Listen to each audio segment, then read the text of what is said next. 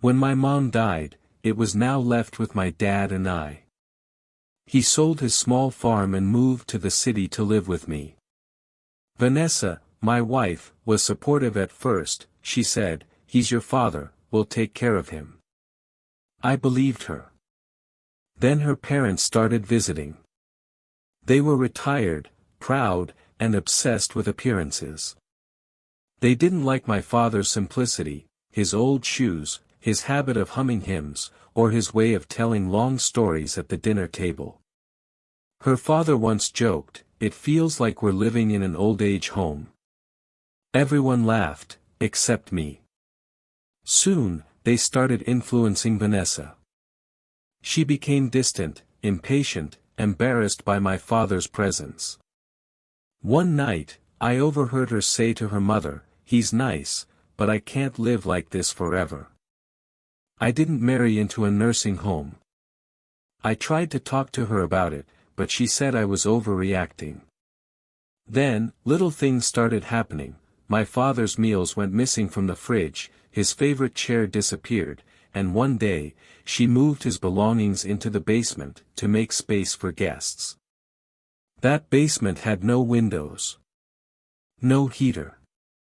Still, he never complained. The last straw came that rainy night. I had been gone for 3 days on business. Vanessa knew I'd be home late, but I didn't expect to find my father sitting outside with his bag, cold, wet, and heartbroken. When I asked why, he said softly, "They had guests. They told me the house was too full tonight." I didn't even go inside.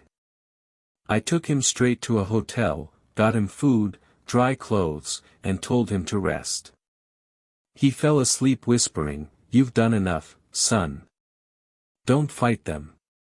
But I had to. Over the next few weeks, I played it calm.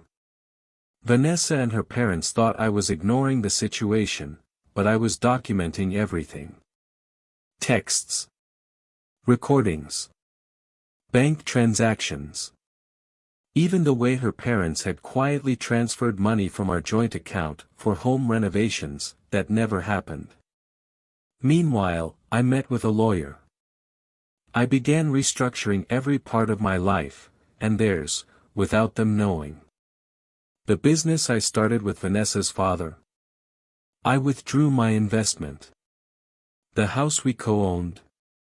I refinanced it under my company's trust, removing Vanessa's name entirely. Every loan, every car, every asset tied to me, I pulled back. And then, I waited. A month later, her parents invited friends over for a big dinner, at my house. They posted photos online, bragging about the luxury, the decor, even calling it our daughter's family home. That's when I made my move. The next morning, I walked in wearing a suit and carrying a brown envelope. Vanessa's parents were at the table having breakfast. Her mother smiled. "Ethan, finally home. We thought you'd forgotten us." I smiled back. Oh, I could never forget the people who threw my father out in the rain. The room fell silent. I placed the envelope on the table and said, "Inside are documents showing how you and your daughter used my money, and how every dollar has now been reversed. The business, the house, the cars, they're all gone from your reach." Her father laughed nervously. "You're bluffing."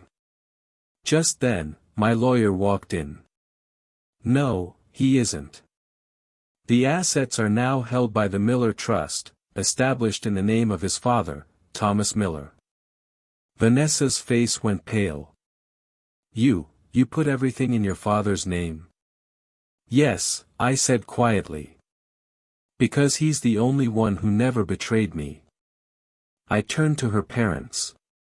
"You have 2 hours to pack and leave. The property isn't yours anymore." Her mother started to cry. Her father shouted about family and respect. But I didn't respond. I just walked out to the porch, where the rain had stopped, and called my father. "Dad, you can come home now," I said. When he arrived, I handed him the keys. He looked confused. "Ethan, this is too much." I shook my head. "No, Dad. You gave up everything for me when I was little. It's time I give it back, in the worst possible way for those who disrespected you." He smiled softly. "You're your mother's son." That day, as they drove away, angry, humiliated, defeated, I didn't feel rage. I felt peace. Moral of the story: never let pride or arrogance make you forget who stood by you when you had nothing. Kindness should never be mistaken for weakness, because when love turns to betrayal, even the quiet ones know how to fight back with wisdom and grace. If this story touched you, don't forget to like, share, and subscribe for more powerful real-life stories about betrayal, justice, and redemption.